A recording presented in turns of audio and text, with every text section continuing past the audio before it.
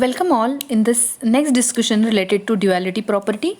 Here guys, what we are required to obtain is we are required to obtain the Fourier transform of AT sinc of omega t by 2. We are required to obtain the Fourier transform of this AT sinc of not omega 2, rather we are required to obtain the Fourier transform of AT sinc of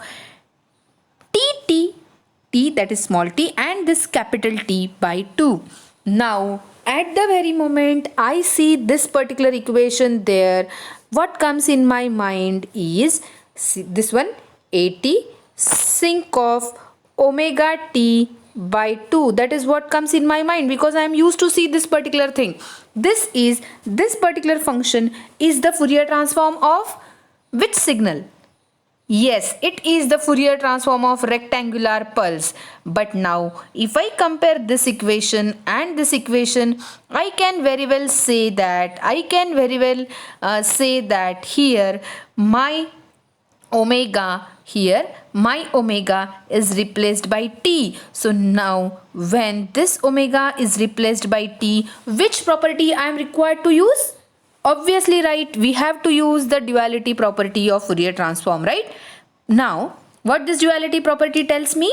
The duality property tells me that if x of t has Fourier transform like x of j omega, then Fourier transform of capital X of t is nothing but 2 pi small x of minus j omega. Now, the equation in my hand for which I am required to obtain the Fourier transform is this one. AT sinc of t that is small t and into capital T by 2. Now I know the standard Fourier transform pair in such a way that if x of t is a rect t by t, a rectangular pulse of height a and width capital T, of height a and width capital T, duration capital T, will have a Fourier transform like this. Now, using that duality property, if given function is AT sinc of TT by 2, then my Fourier transform of this equation will be 2 pi. X in this case is what? X in this case is this one. 2 pi a rect. Now here it should be minus f or minus j omega. 2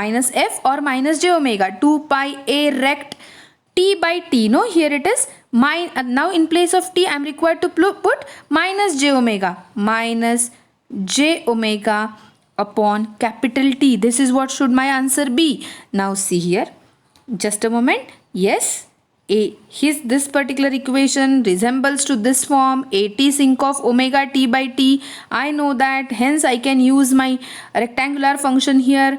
In my rectangular function, just whatever is that t, that should be replaced by minus j omega. Hence I have kept this 2 pi as it is. This a as it is, rect also as it is. Just rect of t by t was the standard form. In place of that t, what I have substituted is minus j omega upon t. Now see here, this could be my final answer. That is the Fourier transform of this sinc pulse. Is this rectangular pulse, right? My answer is can be this one. But however, I am moving a further step there and I say that this rectangular function is a symmetric function. Right? Same, जितनी duration यहाँ है उतनी ही duration यहाँ है, right? So that way this minus j omega will not play a major role. Rather, I can simply call it as j omega. That's why, as rectangular function is a symmetrical function, I can simply write 2 pi a rect in place of this minus j omega. It is simply j omega by t. So the Fourier transform of AT sinc of t by t is nothing but 2 pi a rect j omega by t. Fourier transform of this sinc pulse has come up as rectangular pulse. So rectangular pulse का Fourier transform is sinc and sinc का Fourier transform is rect. Merely what changes is these scaling factors 2 pi and the t which was there earlier gets replaced by j omega. That is what is my duality property tells me. So please don't forget this particular relation. Why? Because this relation is quite very much useful, quite frequently used in the Fourier transform of energy signals. Rather, this particular pair will be very much used for energy spectral density and power spectral density that we people will be learning soon. Hope every concept of duality is understood.